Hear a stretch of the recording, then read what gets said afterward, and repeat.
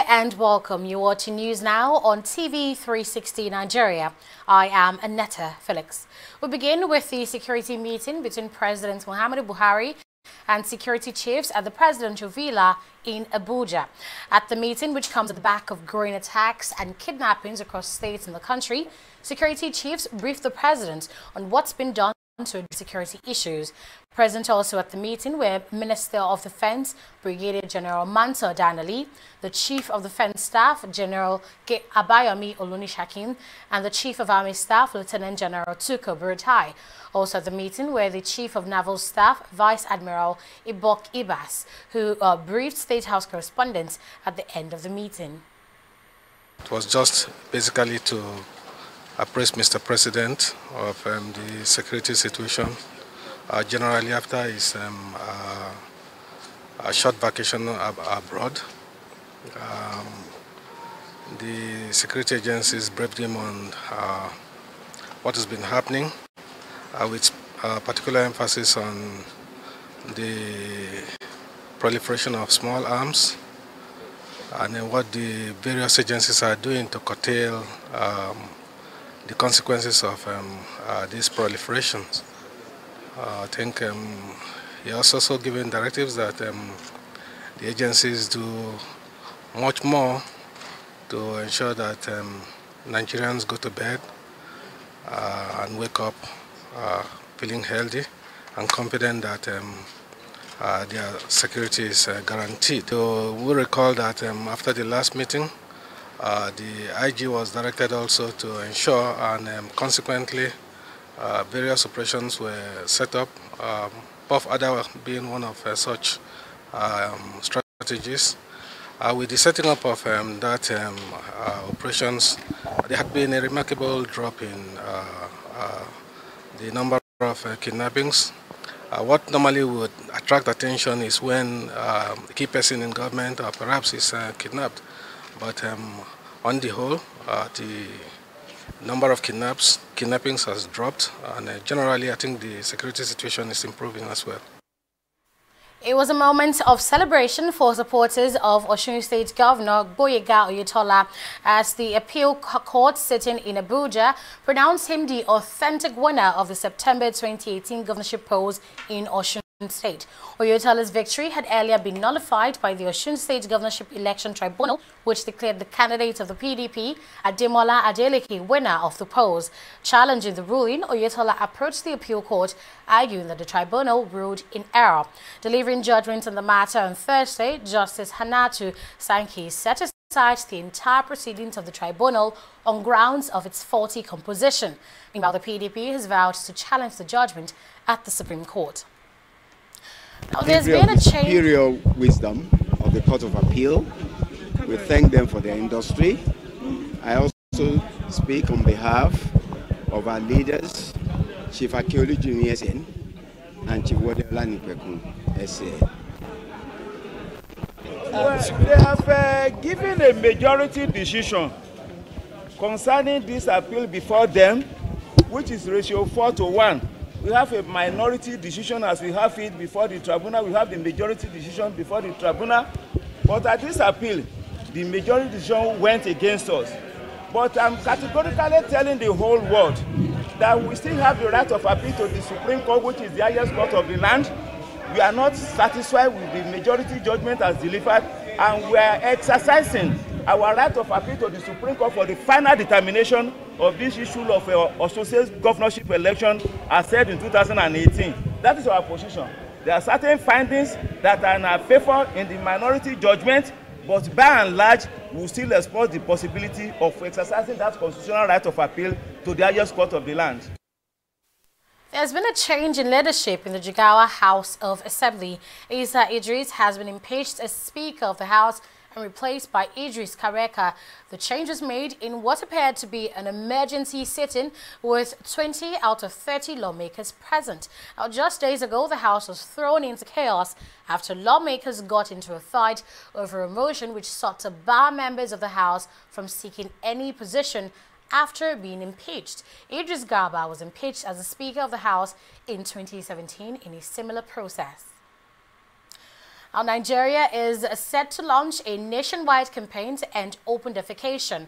Now, the launch of the campaign is one of many decisions reached at the just concluded Federal Executive Council meeting chaired by President Muhammadu Buhari in Abuja. An annual budget of 10.6 billion naira will be needed for the campaign, which is in line with Nigeria's resolution to end open defecation by 2025. This next report gives us more details.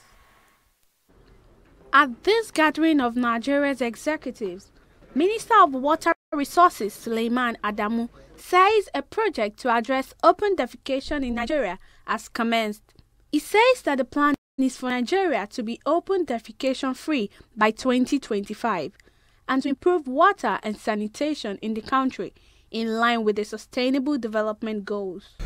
You would recall that in November 2018, President Buhari launched the new a new initiative that we have, which is the National Water, Sanitation and Hygiene Action Plan. And at that occasion, he also declared a state of emergency on the water and sanitation sector in Nigeria. Since then, we've been working, and a very, very important component of that WASH action plan is the need for Nigeria to be open defecation free. We had already had a roadmap in 2016 on ending open defecation in Nigeria by 2025, but we've been very slow in implementation. Since then, only 10 out of 774 local governments are open defecation free in the country, and this is one of the requirements of Sustainable Development Goal 6.2 on sanitation. FCT Minister Mohammed Bello says he wrote a memo to the Federal Executive Council seeking approval for the award of contract for the construction of roads within the Federal Capital Territory. He also announced that the Federal Executive Council has approved the contract to supply equipment for FCT Fire Service to provide immediate support to victims of fire worth 725 million naira. A memo seeking approval for the award of contract for the construction of a secondary road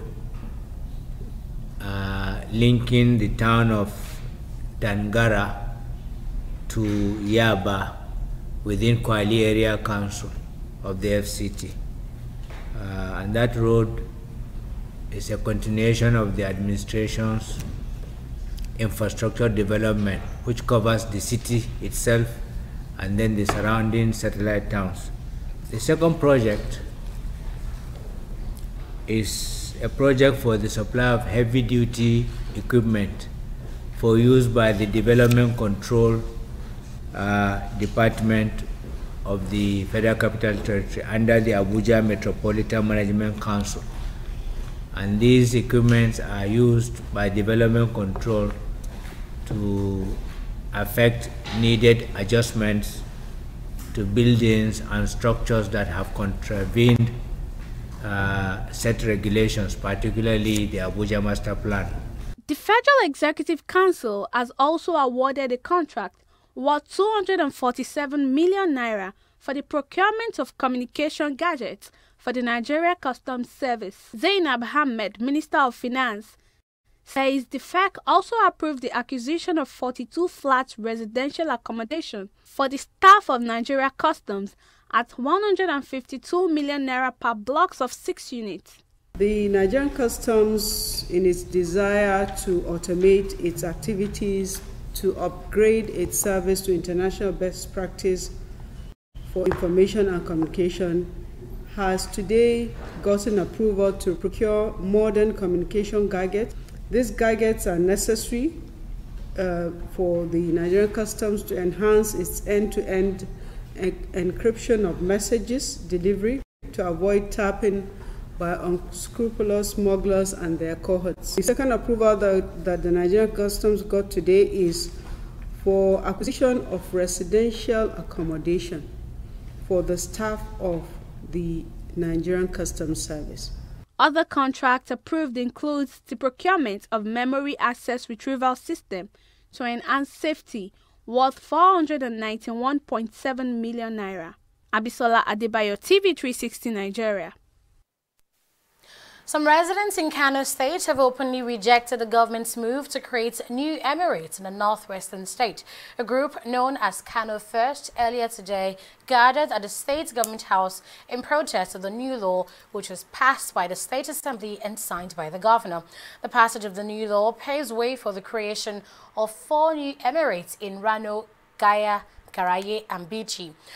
Kano State Governor Abdullahi Ganduje, speaking after signing the bill into law, stated that all other processes for the takeoff of the new emirates will be completed soon, while letters of appointment and dates of coronation of the new first-class emirs will be fixed. The protesting group is, however, demanding the immediate notification of the law. Less than 24 hours after members of the Nigerian Labour Congress staged the protest at the Asokoro residence of the Minister of Labour, Chris Ngige, the minister has responded to allegations made by labour unions against him.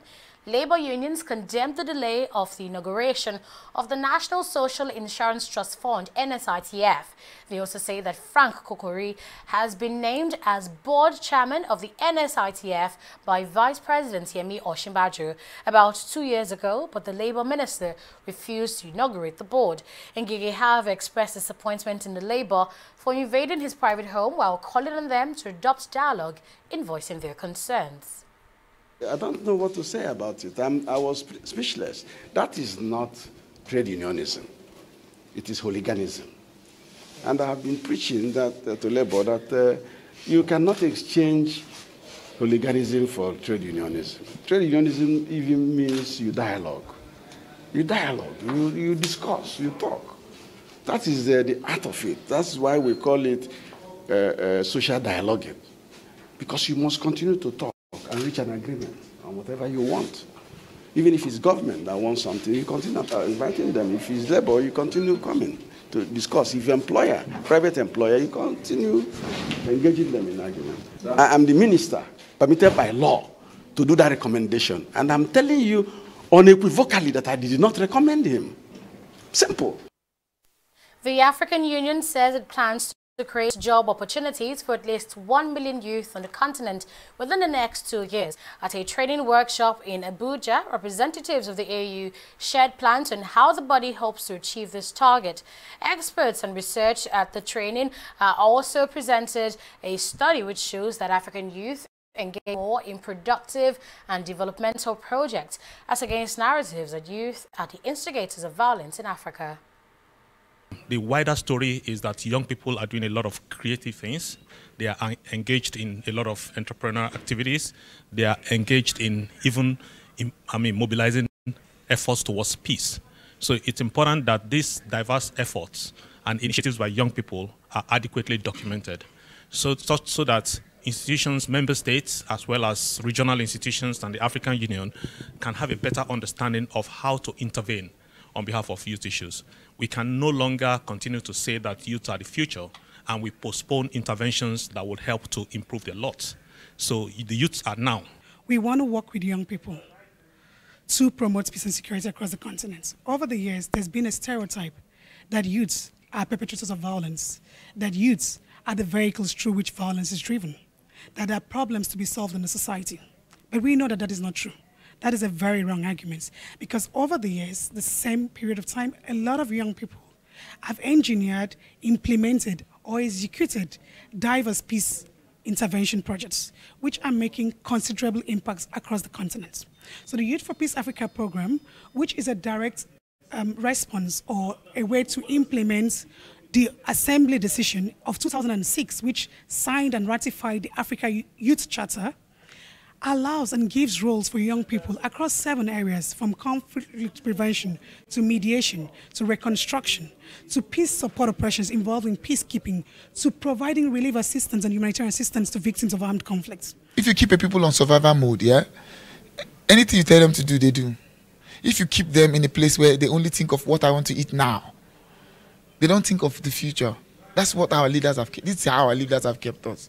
Like on survival, we just want to eat now. Tomorrow will take care of itself. So they don't give us enough. They don't provide education enough for us. You see, the thing about education, it makes if you have education, it makes you ask why. You understand? If I'm an educated person, you tell me, go and butcher that man.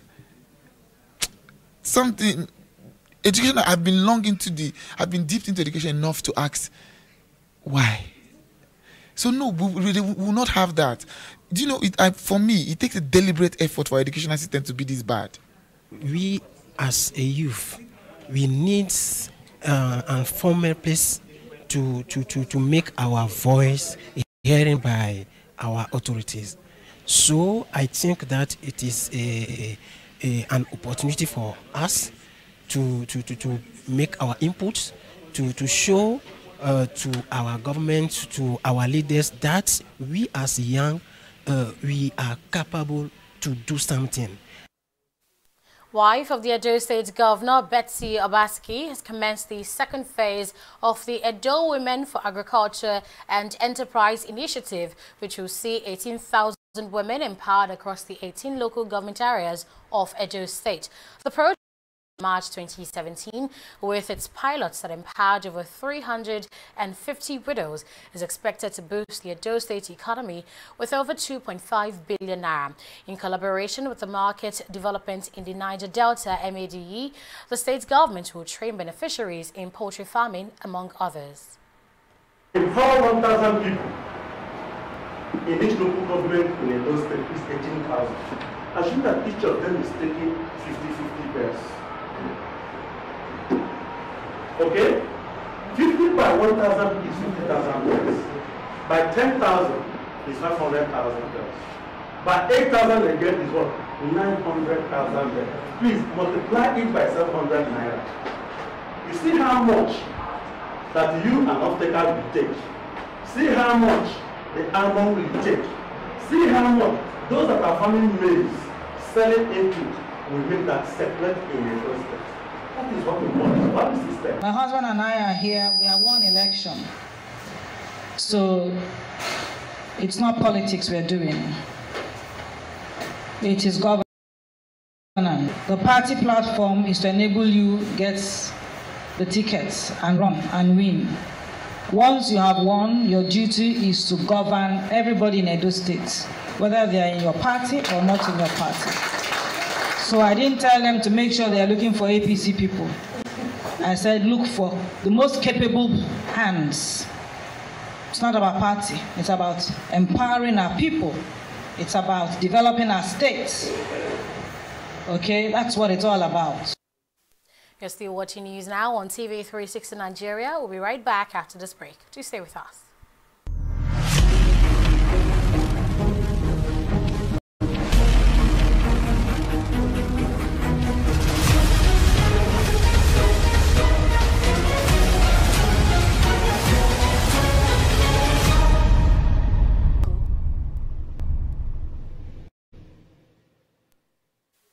You're welcome back. Godwin Emefiele, CBN governor, is making business headlines, and Onya Adekunle is here to tell us more. Yes, President Muhammadu Buhari has nominated the governor of the Central Bank of Nigeria, Godwin Emefiele, for a second term. The letter for his tenure elongation was sent to the Senate on Wednesday and read during plenary on Thursday. Emefiele was first appointed by former President Goodluck Jonathan in 2014 and was retained by Buhari when Buhari assumed office in 2015.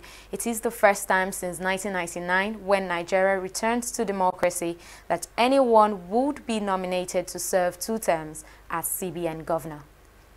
The Federal Executive Council, FEC, has approved the launch of Project Lighthouse, a data warehousing system that will promote accurate and effective revenue assessment by the Ministry of Finance. Briefing State House correspondents at the end of the meeting, Finance Minister Zainab Ahmed revealed that the project will cost 710 million naira. She also notes that the project will help in the determination of assets and income status for both corporate and individual taxpayers. Also approved was the sum of 970.2 million naira for the construction of a residential building for the Nigerian Customs Service.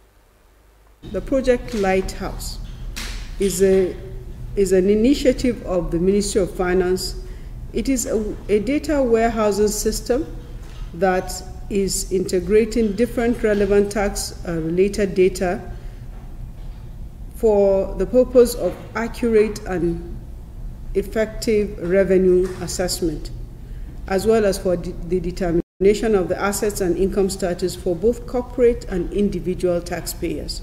So what Project Lighthouse is enabling us to do is it enables us to aggregate data, to centralize, as well as to analyze nationwide taxpayer data information using big data analytics. And from this data that is provided, the system will enable us a 360-degree view of the tax situation of any taxpayer, and it will also provide us with the opportunity to analyze and review the data and to make an assessment as whether a taxpayer is compliant or non-compliant. At the end of the day, what this will do is it will help us to improve on our tax revenue collection efforts, both at the federal as well as at the state level. Meanwhile, the sum of 1.8 billion naira has been approved for the construction of a secondary road in the Federal Capital Territory. The FCT minister, briefing journalists after the FEC meeting, also revealed that the Federal Executive Council approved the sum of 147.2 million naira for the purchase of heavy-duty equipment to improve the construction of buildings in the FCT. The first was on behalf of Nigerian Content Monitoring Board, NCDMB, who I'm sure you know have finished their 17-story headquarters office in Bayelsa, in the process of putting finishing touches to hopefully get Mr. President to then commission it sometime before the end of the year.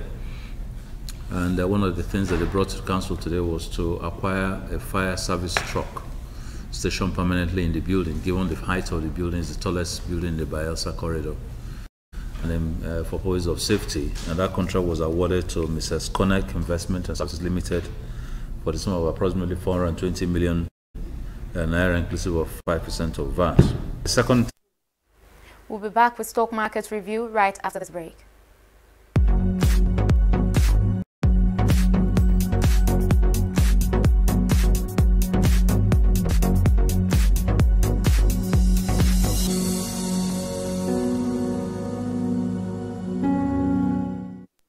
The bears have sent the bulls to a long, deep sleep in the Nigerian equities market, which has been swinging low since the start of the week, and the result of that is what we now see now. The all-share index is further down by 0.24%. As expected, the market cap also shed around 26 billion naira to close at 10.860 trillion naira. The bearish market sentiment took its toll on the stocks of Julius Berger, which we see depreciating by 7.63%. It is followed by Zenith Bank, Caverton Offshore, Support Group PLC, which unfortunately did very little to support itself from a 9.96% fall. On the flip side, we see that the stocks that are gaining today, the stocks that managed to keep their head above water, Stanbic IBTC Holdings, of course, we see Afriprod and Dangote Flour, which is actually on the gainers chart for the third time this week, except for the brief presence it made on the losers chart on Tuesday. And moving on, we see that in a nutshell, 215.203 million shares were traded in 5,646 deals worth 2,050 billion naira. Onto the foreign markets, as trade warfares continue to grow, the effects are being felt all around. FTSE is down by 0.87%. The Dow is also sinking more than 400 points. Similarly, Nikkei dropped to 0.93%, which is its lowest since March 29. That's all on Stock Market Review. It's back to you, Annetta. Thanks for that update, Oyi. Let's now turn to South Africa, where the ANC has clinched an early lead, gathering 55% of the vote in the first electoral test of President Cyril Ramaphosa's bid to reinvigorate the ruling party. And with just over a fifth of voting districts tallied, the Election Commission put the African National Congress well ahead, with its closest rival, the Democratic Alliance, trailing with a distant 26%. Meanwhile, the economic freedom fighters, founded 6 years ago by former ANC youth leader Julius Malema, was sitting at 8%. Ramaphosa took over last year after the African National Congress forced the then President Jacob Zuma to resign after 9 years dominated by corruption allegations and economic problems. The party that wins the most seats in the parliament selects the country's president, who will be sworn in on May 25th. World number 1 Novak Djokovic defeated France's Jeremy Chardy to move into the Madrid Open quarterfinals. The 31-year-old Serbian was eventually pushed by Chardy in the second set before earning a 6-1, 7-6 win. Djokovic still has not dropped a set against the world number 47, having won all 13 of their meetings. Meanwhile, Roger Federer will play Gael Monfils, while Rafael Nadal will continue his pursuit of a 6th title against Francis Tiafoe. And that's it from here on News Now on TV360 Nigeria. Many thanks for watching. Bye for now.